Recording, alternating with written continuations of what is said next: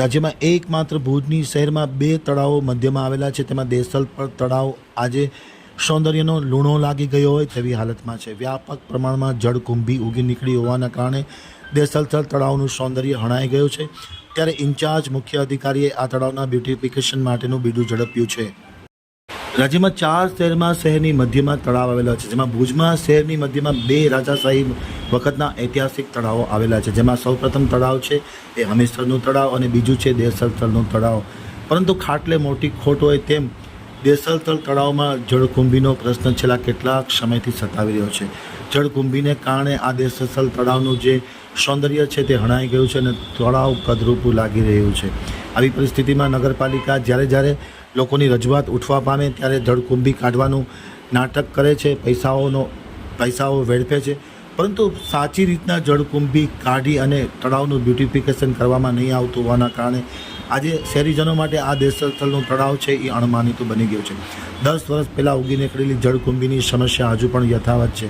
નગરપાલિકા દ્વારા કરોડોના ખર્ચે જળકુંભી કાઢવા માટે લોટ પાણીને લાકડા જેવો તાલ કરવામાં આવે છે, પરંતુ વાસ્તવમાં જળકુંભી નીકળતી નથી અને તળાવનું સૌંદર્ય છે એ કદરૂપું રહેલું છે તે યથાવત રહે છે.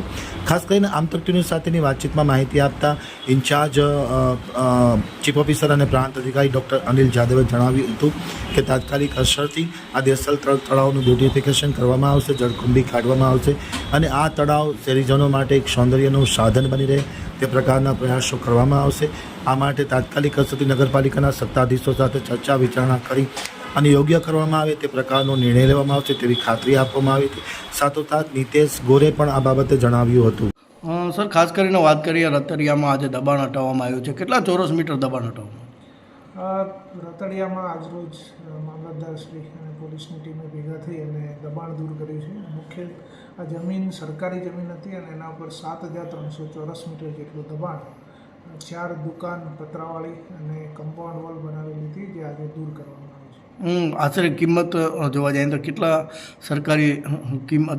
સરકારી કિંમત જે છે તે વસૂલ થઈ જાય? એ અંદાજિત હું કહી નહીં શકું, પણ જનરલી જેટલી પણ સરકારી જમીનો છે આપણી જે મુક્ત કરાવવાનો સરકારનો ધ્યેય છે, તો એ ભાગરૂપે આ પ્રક્રિયાઓ ચાલુ છે. તેમાં આજે આટલું ચોરસ મીટર દબાણ દૂર કર્યું છે.